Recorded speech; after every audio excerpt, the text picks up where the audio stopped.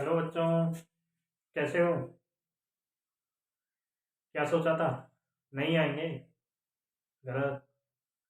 जब तक कंसेप्ट को तोड़ेंगे नहीं तब तक छोड़ेंगे नहीं। ओके। आपका और हमारा काम ही है कंसेप्ट को तोड़ते रहना और आपको सिखाते रहना। ओके। तो लास्ट अपने एस ब्लॉक के 3 लेक्चर्स पहले से कंप्लीट हो चुके हैं। अभी तक हमने 3 लेक्चर्स कंप्लीट कर लिए हैं। आज हमारा लेक्चर नंबर कौन सा है? लेक्चर 4 है। ओके। लेक्चर नंबर 4 है हमारा ये। 3 लेक्चर इससे पहले अपन कंप्लीट कर चुके हैं, जिनमें से जो फर्स्ट लेक्चर था उसमें एस ब्लॉक के बारे में इंट्रोडक्शन, एंड सेकंड लेक्चर में कुछ प्रॉपर्टीज देखी थी, atomic size, GEC, general electronic configuration, Z effective के बारे में पढ़ा था।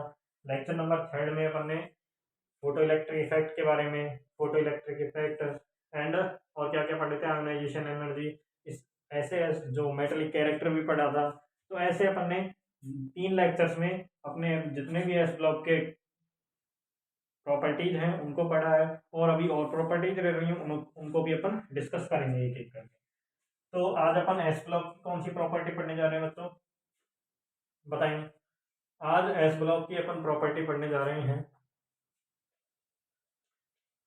अभी ध्यान देंगे। Melting point and boiling point. Boiling point. Okay. आज ये प्रॉपर्टी पढ़ने जा रहे हैं एल्कली मेटल्स के बारे में, क्योंकि एस ब्लॉक पढ़ रहे हैं, और एस ब्लॉक में भी अपन कौन सी मेटल्स पढ़ रहे हैं, कौन सी मेटल्स के बारे में पढ़ रहे हैं? एल्कली मेटल्स के बारे में पढ़ रहे हैं। ओके। एल्कली एल्कली मेटल्स के बारे में पढ़ रहे हैं। एल्कली मेटल्स सबको पता है कौन सी मेटल्स होती हैं? Lithium, potassium, lithium, sodium, potassium, rubidium and caesium. Okay. ये कौन सी मेटल्स हैं? एल्कली मेटल्स, क्षारीय धातु हैं। ओके। तो इनके बारे में अपन कौन सी प्रॉपर्टी एक्सप्लेन करेंगे आज? कौन सी प्रॉपर्टी के बारे में डिस्कस करेंगे? Melting point and boiling point. तो सर मेल्टिंग पॉइंट सबसे पहले तो ये पता होना चाहिए कि मेल्टिंग पॉइंट कहते हैं किसे एंड बॉइलिंग पॉइंट किसे कहते हैं, है ना? क्योंकि अपन इसको किस पर अप्लाई करेंगे? एल्कली मेटल्स में। इनका ऑर्डर देखेंगे, क्या ऑर्डर होता है, कैसे कैसे इफेक्ट डालते हैं एल्कली मेटल्स पे। ओके। तो ये अपन देखेंगे। तो इससे पहले अपन को क्या पता होना चाहिए? Melting point and boiling point कहते किसे? तो सर मेल्टिंग का मीनिंग होता है मेल्ट। मेल्ट मीन्स पिघलाना। ओके। इसके नाम से ही क्लियर है, मेल्ट। मेल्ट मीन्स, मेल्ट का मीनिंग क्या होता है? पिघलाना। तो मेल्ट कर रहे हैं किसी चीज को मीन्स वो सॉलिड है। सॉलिड से किस में चेंज करें अपन? लिक्विड में। तो मीन्स अगर मैं मेल्टिंग पॉइंट की बात करूं तो कौन सा पॉइंट होगा? मीन्स वह पॉइंट एनर्जी अपन दे रहे हैं, देते जा रहे हैं। देखो, किसी भी सॉलिड को लिक्विड में चेंज करने के लिए जो एनर्जी की जरूरत पड़ती है उसे क्या बोलते हैं? गलनांक बोलते हैं। ओके। इसे मेल्टिंग को गलनांक एंड बॉइलिंग क्वथनांक। क्वथनांक किसे बोलते हैं? क्वथनांक मीन्स लिक्विड को गैस में चेंज करने के लिए जो एनर्जी की जरूरत पड़ती है उसे बॉइलिंग कहते हैं, क्वथनांक बोलते हैं। ओके। ये तो पता लग गया मेल्टिंग पॉइंट किस, मेल्टिंग किसे कहते हैं, बॉइलिंग किसे कहते हैं। ओके, ये समझ आ गया आपको? तो सर अब देखेंगे अपन एल्कली मेटल्स में। तो पहले इसको रख कर देता हूँ मैं। तो देखो, पहले तो मैं आपके सामने एक रिलेशन लिखने जा रहा हूँ। क्या है वो रिलेशन? देखो, मेल्टिंग पॉइंट को मैं एमपी से लिख रहा हूँ, एमपी से तो लिख देता हूँ थोड़ा ऊपर। Melting point and boiling point. Okay. Is directly proportional strength of metallic bond. Metallic bond. Okay. ये रिलेशन लिखा है मैंने, स्ट्रेंथ ऑफ मेटेलिक बॉन्ड इसके डायरेक्टली प्रोपोर्शनल होता है melting point and boiling point. Means जिस भी एल्कली मेटल्स की, जिस भी एल्कली, जो अपन के किस पे इफेक्ट देखेंगे एल्कली मेटल्स पे, तो जो भी एल्कली मेटल है उसका अगर मेटेलिक बॉन्ड अगर वो क्या है उसका स्ट्रांग है, तो अगर मेटेलिक बॉन्ड अगर स्ट्रांग होगा तो उसके melting point and boiling point भी क्या होंगे, हाई होंगे, अगर स्ट्रेंथ ज्यादा है मेटेलिक बॉन्ड की। ओके, तो सर मेटेलिक बॉन्ड की स्ट्रेंथ तो सर देखो अपन लास्ट लेक्चर में बता चुके हैं वैसे तो, लेकिन अगर यहाँ पर देखे देखो, वैसे तो लास्ट लेक्चर में देख चुके हैं, लेकिन अगर यहाँ पर देखना चाहते हो स्ट्रेंथ को मैं ऐसे लिख रहा हूँ, स्ट्रेंथ ऑफ को छोड़ो, strength of metallic bond. Okay, SMB, strength of metallic bond. ये कैसे, इसको कैसे एक्सप्लेन कर सकते हैं अपन, strength of metallic bond. Okay, तो स्ट्रेंथ देख रहे हैं किसकी, मेटेलिक बॉन्ड की। मीन्स अगर कोई लिथियम एटम एक तो क्या कर रहा है, जुड़ रहे हैं ओके किसी बॉन्ड के द्वारा, और एक सीजियम की बात करते हैं, ये क्या है, ये सीजियम मान लो। ओके, और यहाँ पर ये सीजियम जुड़ रहे हैं, तो सीजियम अगर यहाँ जुड़ेंगे तो देखो यहाँ पर जो बॉन्ड की जो लेंथ होगी, ये तो इसकी ये हो गए न्यूक्लियस, यहाँ पर बॉन्ड लेंथ इतनी है और यहाँ पर बॉन्ड लेंथ, ये इसके न्यूक्लियस हो गए, यहाँ पर बॉन्ड लेंथ इतनी है। ओके, इसकी बॉन्ड लेंथ तो इतनी है और इसकी बॉन्ड लेंथ इतनी है, तो ये तो आपको पता ही होगा कि bond strength is directly is indirectly is inversely proportional to bond length. Okay, bond length जिसकी ज्यादा होगी उसकी बॉन्ड स्ट्रेंथ कम होगी, बॉन्ड स्ट्रेंथ, और मेटल है तो मेटेलिक बॉन्ड स्ट्रेंथ हो जाएगी। ओके, मेटेलिक बॉन्ड स्ट्रेंथ, तो इसकी मेटेलिक बॉन्ड स्ट्रेंथ क्या होगी, कम होगी। क्यों, यहां से देखो बॉन्ड स्ट्रेंथ बॉन्ड लेंथ के क्या होती है, इनवर्सली प्रोपोर्शनल होती है। ओके, तो यहाँ पर बॉन्ड लेंथ ज्यादा है, तो बॉन्ड लेंथ अगर ज्यादा है तो यहाँ इसकी बॉन्ड स्ट्रेंथ कम होगी। बट यहाँ पर अगर देखें, क्योंकि यहाँ पर लिथियम का साइज छोटा होता है एंड सीजियम का साइज बहुत बड़ा होता है, ये तो बता दिया था मैंने। जब ग्रुप में टॉप टू बॉटम जाते हैं अपन, तो ग्रुप में जब टॉप टू बॉटम जाएंगे तो नंबर ऑफ सेल्स बढ़ने के कारण क्या होगा, साइज भी इंक्रीज होगा, है ना। नंबर ऑफ सेल्स बढ़ने के कारण क्या होगा, साइज भी इंक्रीज होगा, तो इसलिए इनके साइज तो बड़े होंगे, सीजियम का बड़ा होगा ही और इसका क्या होगा, छोटा होगा, क्योंकि ये ग्रुप में कहाँ आता है, टॉप पर आता है, और ये कहाँ पर आता है, बॉटम पे आता है। तो इसका साइज छोटा होने की वजह से क्या होगा, इनके जो बॉन्ड बनाएंगे वो बॉन्ड लेंथ क्या होगी, कम होगी। अगर बॉन्ड लेंथ अगर कम होगी तो बॉन्ड स्ट्रेंथ ज्यादा होगी ना, बॉन्ड स्ट्रेंथ इसकी क्या होगी, हाई होगी, बॉन्ड स्ट्रेंथ इसकी हाई होगी, किसके कंपेरिजन में, इसके कंपेरिजन में। और अगर यहाँ पर देखें तो इसके कंपेरिजन में इसकी जो छोटी सी दूरी है, इसकी जो बॉन्ड लेंथ है वो तो कम है, बट इसकी क्या है, ज्यादा है, तो बॉन्ड लेंथ यहाँ ज्यादा है, तो इसके कंपेरिजन में इसकी बॉन्ड स्ट्रेंथ क्या होगी, कम होगी। सही कह रहा हूँ मैं, बॉन्ड स्ट्रेंथ कम होगी। तो ये क्या है, strength of metallic bond, means इसकी स्ट्रेंथ ज्यादा होती है, इसकी स्ट्रेंथ ज्यादा होती है, इसकी स्ट्रेंथ कम होती है। ओके, ये समझ आ गया, समझ आया नहीं, मैं स्ट्रेंथ ऑफ मेटलिक बॉन्ड समझ आ गया ना। ओके, तो सर देखो मेल्टिंग पॉइंट पे चलते हैं अपन फिर से अपने टॉपिक पे, ये समझ आ गया आपको अच्छे तरीके से। साइड से रिलेट करना है इसको। ओके, साइड से रिलेट कर दो और थोड़ा बॉन्ड एंगल, वो बॉन्ड स्ट्रेंथ, बॉन्ड लेंथ पे थोड़ा वो करना पड़ेगा। तो देखो ये मैंने अभी आपको बताया है, ये क्या बताया, ये रिलेशन की वजह से अपन क्या कर सकते हैं, ज्ञात कर सकते हैं। ओके, ठीक है सर। तो जिसकी स्ट्रेंथ ऑफ मेटेलिक बॉन्ड ज्यादा होगी, मीन्स लिथियम की थी अभी देखी थी अपन ने, ये लिथियम है, लिथियम का क्या है, बॉन्ड लेंथ इतनी है, सीजियम की बॉन्ड लेंथ इतनी है, बॉन्ड लेंथ तो ज्यादा है ना, इसकी ज्यादा है, तो स्ट्रेंथ किसकी ज्यादा है, अभी देखा था अपन ने, स्ट्रेंथ किसकी ज्यादा थी, bond strength, metallic bond strength इसकी ज्यादा है, बट मेटेलिक बॉन्ड स्ट्रेंथ इसकी क्या है, कम है। क्यों, क्यों कम है बॉन्ड स्ट्रेंथ इसकी, क्योंकि यहाँ पर क्या है, बॉन्ड लेंथ बहुत अधिक है, और bond length is inversely proportional bond strength. Okay, तो जिसकी बॉन्ड लेंथ ज्यादा होगी उसकी बॉन्ड स्ट्रेंथ कम होगी, जिसकी बॉन्ड लेंथ कम होगी उसकी बॉन्ड स्ट्रेंथ ज्यादा होगी। ओके, ये समझ आ गया आपने। तो यहाँ पर देखो स्ट्रेंथ ऑफ मेटेलिक बॉन्ड अगर किसकी बढ़ रही है, किसकी ज्यादा है, यहाँ पर लिथियम के केस में, ये लिथियम का केस है एंड ये दिस इज सीजियम केस। तो क्या होगा, स्ट्रेंथ ऑफ मेटेलिक बॉन्ड, अगर किसी मेटेलिक बॉन्ड की स्ट्रेंथ बढ़ रही है, मींस यहाँ पर इसकी बढ़ रही है, तो उसके melting point and boiling point भी क्या होंगे, हाई होंगे। तो इसके melting point and boiling point भी क्या होंगे, इंक्रीज होंगे। ओके, इसके मेल्टिंग पॉइंट एंड जो बॉइलिंग पॉइंट है वो क्या होंगे, इंक्रीज होंगे। बट जो सीजियम के मेल्टिंग पॉइंट और बॉइलिंग पॉइंट है, सीजियम के मेल्टिंग पॉइंट और बॉइलिंग पॉइंट डिक्रीज होंगे। क्यों, क्योंकि मेटेलिक बॉन्ड स्ट्रेंथ इसकी क्या है, कम है। तो अगर metallic bond strength come means बंद जो है क्या है, मजबूत नहीं है। क्यों? क्योंकि देखो लेंथ ज्यादा है तो इसको आसानी से तोड़ा जा सकता है, इसे थोड़ी सी ईट देंगे टूट जाएगी। जैसे समझो, जैसे क्या है, अगर एक तो एक छोटी लकड़ी है, मीन्स इतनी साइज की है, मीन ये जो मेरी अंगुली है दिख रही होगी, मतलब अंगुली इतनी साइज की है, तो इसको तोड़ने में थोड़ा आपको ज्यादा फोर्स लगाना पड़ेगा। बट अगर एक लंबी डंडा है या डंडी है, कुछ भी स्टिक है, तो उसको अगर आप तोड़ोगे तो उसको आसानी से तोड़ दोगे उसको, है ना। तो यही बात है।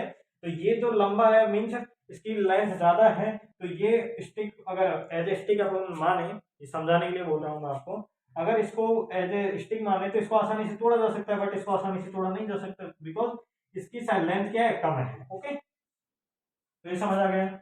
मेटलिक बॉन्ड स्ट्रेंथ इसकी ज्यादा है, melting point and boiling point भी इसके ज्यादा हो जाएंगे। मेटलिक बॉन्ड स्ट्रेंथ क्यों ज्यादा है, ये मैंने अभी आपको बता दिया रीजन से। ये मेटलिक ऑफ बॉन्ड स्ट्रेंथ क्या यहाँ पर कम है, तो melting point and boiling point भी क्या हो जाएंगे, कम हो जाएंगे। ओके, ये समझ आ गया आपको, आया नहीं आया समझ। तो अगर एल्कली मेटल्स के बारे में बात करें, देखो वैसे तो बात हो गई है, लेकिन फिर भी एक बार फिर से एक बार बात करते हैं अपन। वैसे तो लिथियम तो सीजियम अपन ने देख लिया है, तो वैसे ही ऑर्डर आएगा उनका भी, लेकिन एक बार फिर से बता देता हूँ मैं आपको। देखो, ये lithium, sodium, potassium, rubidium and cerium. Okay, तो देखो लिथियम के केस में क्या था, लिथियम के केस में मेटलिक बॉन्ड स्ट्रेंथ क्या है, बहुत ज्यादा है। बिकॉज देखो दो लिथियम जब जुड़ेंगे तो ऐसा होगा ना, तो सोडियम का कुछ साइज ज्यादा होगा, तो सोडियम के लिथियम और सोडियम में अगर कंपैरिजन करें तो यहाँ पर बॉन्ड लेंथ क्या होगी, कम होगी। बट यहाँ पर इसके कंपैरिजन में ज्यादा होगी ना, होगी ना। तो इसके कंपैरिजन में अगर ज्यादा है तो इसकी जो क्या है, बॉन्ड लेंथ ज्यादा हो गई, तो बॉन्ड लेंथ ज्यादा होगी तो इसकी बॉन्ड स्ट्रेंथ कम होगी। किसके कंपैरिजन में, इसके कंपैरिजन में इसकी बॉन्ड स्ट्रेंथ ज्यादा होगी। ओके, तो अगर ऐसे ही अपन कंपैरिजन करें सभी में तो क्या आएगा, क्या ऑर्डर आएगा, इसकी बॉन्ड स्ट्रेंथ क्या होगी, सबसे ज्यादा होगी। ये ऑर्डर आएगा बॉन्ड स्ट्रेंथ का। ओके, ये बॉन्ड स्ट्रेंथ का भी ऑर्डर है। Okay, and melting point and boiling point का भी क्या है, ऑर्डर है। Melting point and boiling point. Okay, melting point and boiling point directly proportional strength of metallic bond. Metallic bond कैसे, स्ट्रेंथ ऑफ मेटलिक बॉन्ड क्या होती है, ये अभी आपको मैंने समझा दिया है, क्योंकि साइज से रिलेट कर देंगे इसे। जिसका साइज क्या होगा, छोटा होगा, तो उसकी बॉन्ड स्ट्रेंथ उतनी ही ज्यादा होगी। बॉन्ड स्ट्रेंथ ज्यादा होगी मीन्स बॉन्ड लेंथ क्या होगी, कम होगी, बॉन्ड स्ट्रेंथ ज्यादा होगी। तो ओके, ये समझ आ गया आपके। ये क्या है, bond strength order and melting point and boiling point order. Okay, ये समझ आ गया आपके। ये टॉपिक समझ आया नहीं आया, melting point and boiling point, melting point and boiling point. Okay, आ गया अच्छे से समझ, बताइए।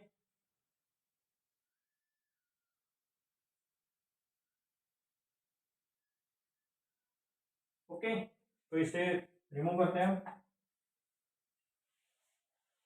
ये याद होना चाहिए आपको।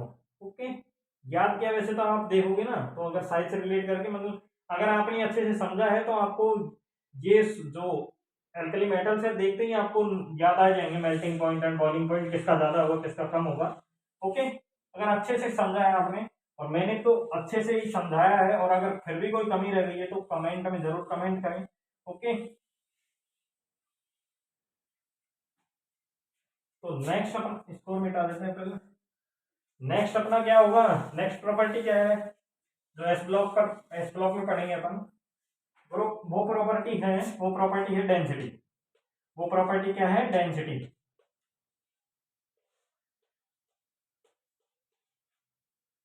डेंसिटी मीन्स घनत्व।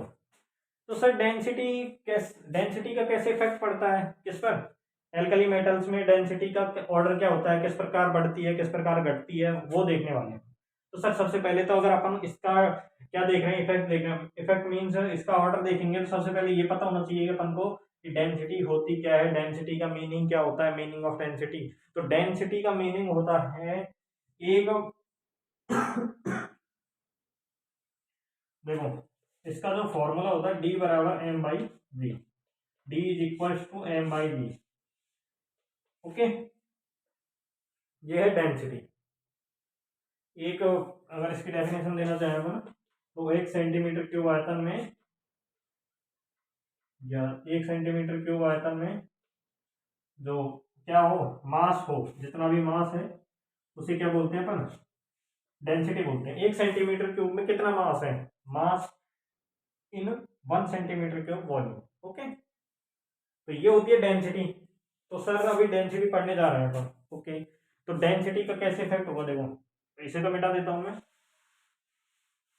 देखो डेंसिटी बढ़ और घट कैसे सकती है। डेंसिटी को अगर मैं बढ़ाना चाहूँ तो क्या करूँ कि बढ़ जाए, अगर मैं डेंसिटी को क्या कर रहा हूँ, डिक्रीज कर रहा हूँ तो क्या करूँ कि डिक्रीज हो जाए, अगर इंक्रीज कर रहा हूँ तो क्या करूँ कि इंक्रीज हो जाए। अगर मैं वॉल्यूम की वैल्यू बढ़ाता हूँ, वॉल्यूम की वैल्यू बढ़ाता हूँ, देखो दिख रहा होगा अच्छे से, दिख रहा है ना इधर, दिख तो रहा है ना, दिख रहा है, बिल्कुल दिख रहा है। देखो अगर मैं क्या करूँ, वॉल्यूम इंक्रीज करूँ तो डेंसिटी डिक्रीज होगी या नहीं होगी, होगी या नहीं होगी, क्योंकि density is inversely proportional to volume. Density is inversely proportional to volume. तो डेंसिटी अगर घट रही है तो वॉल्यूम बढ़ेगा, अगर वॉल्यूम बढ़ रहा है तो डेंसिटी घटेगी, अगर वॉल्यूम घट रहा है तो डेंसिटी क्या होगी, इंक्रीज होगी। ओके, ये बातें मैं समझ आई अच्छी तरीके से, आई या नहीं आई, सही बताइए, आ गई ना, बिल्कुल। तो और एक दूसरा फैक्टर क्या है, अगर मैं मास बढ़ाता हूं, अगर मास इंक्रीज करते हैं तो डेंसिटी इंक्रीज हो रही है ना, मास बढ़ा रहे हैं तो डेंसिटी इंक्रीज हो रही है, और अगर वॉल्यूम बढ़ा रहे हैं तो डेंसिटी डिक्रीज हो रही है। तो ये दो फैक्टर काम करते हैं यहाँ पर, डेंसिटी डेंसिटी को प्रभावित कौन कौन से कारक करेंगे, दो फैक्टर करेंगे, मास और वॉल्यूम।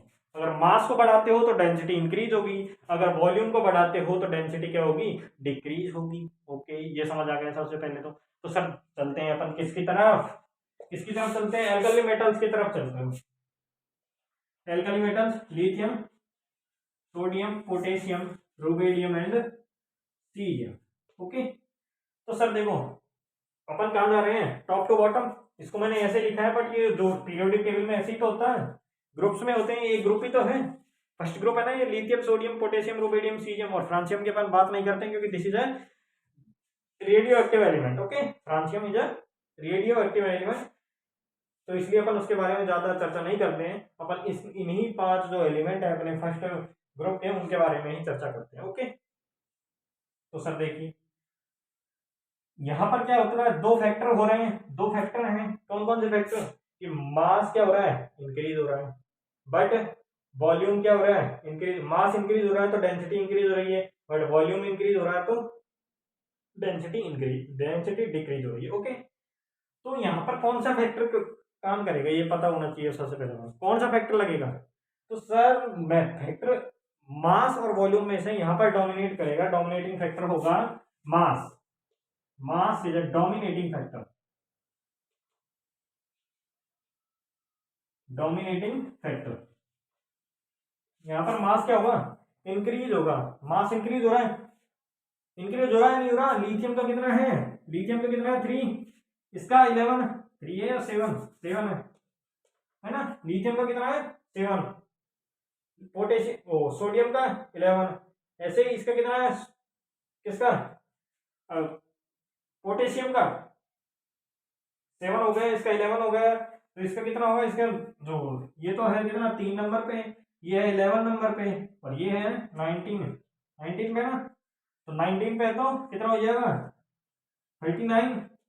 ओके, ऐसे ही क्या हो रहा है, मास क्या हो रहा है, इंक्रीज होता जा रहा है, हो रहा है ना मास, इसका मास 7, इसका 11, इसका 39, मास क्या हो रहा है, इंक्रीज हो रहा है। तो सर मैं ये नहीं कह रहा हूँ कि वॉल्यूम इंक्रीज ही नहीं हो रहा है, मेरी बात को आप ध्यान से सुनेंगे, मैं ये भी कह रहा हूं कि वॉल्यूम भी इंक्रीज हो रहा है तो डेंसिटी डिक्रीज भी हो रही है कुछ ना कुछ, बट जो मास है वो अधिक मात्रा में क्या हो रहा है, इंक्रीज हो रहा है, तो मास क्या होगा यहाँ पर, डोमिनेटिंग फैक्टर होगा, डोमिनेटिंग फैक्टर होगा तो इसका इफेक्ट ज्यादा दिखेगा अपन को, मास बढ़ेगा तो डेंसिटी भी अपन को बढ़ती हुई दिखाई देगी, क्योंकि मास बढ़ रहा है, देखो मैंने बता दिया 7, 11, 39 ऐसे बढ़ते जाएगा। ओके, तो यहाँ पर क्या हो रहा है, मास बढ़ रहा है। ओके, मास बढ़ रहा है यहाँ पर, टॉप टू बॉटम जा रहे हैं तो ओके, टॉप टू बॉटम जा रहे हैं तो मास इंक्रीज हो रहा है, तो मास इंक्रीज होगा तो क्या होगा, डेंसिटी भी इंक्रीज हो रही है, डेंसिटी भी इंक्रीज हो रही है।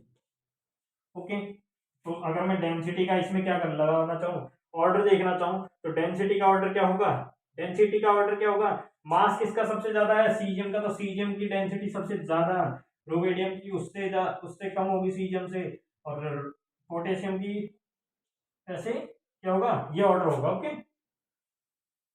लिथियम की सबसे कम डेंसिटी क्यों, डेंसिटी कम क्यों, क्योंकि इसका जो मास है वो सबसे कम है, मास 7 11 इधर बढ़ता जा रहा है, तो मास बढ़ता जा रहा है तो इधर इसकी डेंसिटी बढ़ती जाएगी, सबसे ज्यादा डेंसिटी सीजियम की होगी। ओके, ये समझ आ गया। तो सर आपने तो बता दिया कि ये सोडियम क्या होता है, पोटेशियम का जो डेंसिटी है वो सबसे, पोटेशियम का डेंसिटी सोडियम से ज्यादा होता है। तो सर यहाँ पर आपको ध्यान रखना है, इस चीज का ध्यान रखना है। वैसे नॉर्मली तो यही होना चाहिए था ना, नॉर्मली क्या होना चाहिए था, सोडियम की डेंसिटी कम होनी चाहिए थी पोटेशियम से, यही होना चाहिए था ना। बट यहाँ पर एक्सेप्शन भी नहीं कह सकते, फैक्ट है ये, फैक्ट बोलेंगे इसे अपन। ओके, फैक्ट, फैक्ट क्या है कि यहाँ पर देखो, वैसे क्या हो रहा है, मास डोमिनेटिंग फैक्टर है ना, यहाँ पर मैंने भी बताया मास डोमिनेटिंग फैक्टर होता है। बट जब सोडियम से पोटेशियम का केस आता है, तो सोडियम से जब पोटेशियम पर जाते हैं अपन, तो वहां पर मास डोमिनेटिंग फैक्टर नहीं होता है, वहां पर होता है वॉल्यूम डोमिनेटिंग फैक्टर। यहाँ पर वॉल्यूम इंक्रीज ज्यादा हो रहा है मास के कंपेरिजन में, मास के कंपेरिजन में वॉल्यूम अगर ज्यादा इंक्रीज होगा तो जो अपनी डेंसिटी है वो क्या हो जाएगी, डिक्रीज होगी। तो इसका ऑर्डर क्या आ जाएगा सर, इसका ऑर्डर आ जाएगा इस प्रकार, सोडियम की ज्यादा क्या आएगी, सोडियम की ज्यादा डेंसिटी आ जाएगी, इससे पोटेशियम से। ओके, ये समझ आ गया। यहां पर यही चीज अपन को ध्यान में रखनी है बस, क्या चीज ध्यान में रखनी है, अगर आप ऐसे देखोगे कि मास डोमिनेटिंग फैक्टर होता है, तो अपना जो साइन है इसका डेंसिटी, अगर डेंसिटी का ऑर्डर देखेंगे तो क्या आ जाएगा, पोटेशियम का ज्यादा आ जाएगा। बट पोटेशियम का ज्यादा नहीं होता है, सोडियम से क्या होता है, कम होता है। क्यों होता है सर, ये बता दिया मैंने, क्योंकि यहाँ पर जब सोडियम से पोटेशियम पर जाते हैं तो वॉल्यूम इंक्रीज ज्यादा होता है, किसके कंपेरिजन में, मास के कंपेरिजन। तो वॉल्यूम अगर इंक्रीज हो जाए तो डेंसिटी घटेगी, सीधी सी बात है, सीधी सी बात है। अगर वॉल्यूम बढ़ रहा है तो डेंसिटी डिक्रीज होगी या नहीं होगी, वॉल्यूम अगर इंक्रीज हो रहा है तो density decrease, because density is inversely proportional to volume. Okay, तो ये फैक्ट है। ओके, इसको याद करना। ओके, तो आज लेक्चर नंबर 4 में अपन डेंसिटी के बारे में देख चुके हैं। ओके, आज अपन ने कौन कौन से टॉपिक कंप्लीट कर लिए हैं, density and melting point and boiling point. तो आज के लिए सिर्फ इतना ही। आज अपन ने 2 टॉपिक डिस्कस किए हैं, आई होप कि आपको अच्छे से समझ भी आए होंगे, है ना। तो आज के लिए सिर्फ इतना ही। अगर ये वीडियो आपको अच्छी लगी हो तो वीडियो को लाइक करें एंड चैनल को सब्सक्राइब करें, बेल आइकन को प्रेस करें, जिससे कि नेक्स्ट आने वाली वीडियोस की नोटिफिकेशन आपको मिल जाए। थैंक यू, धन्यवाद।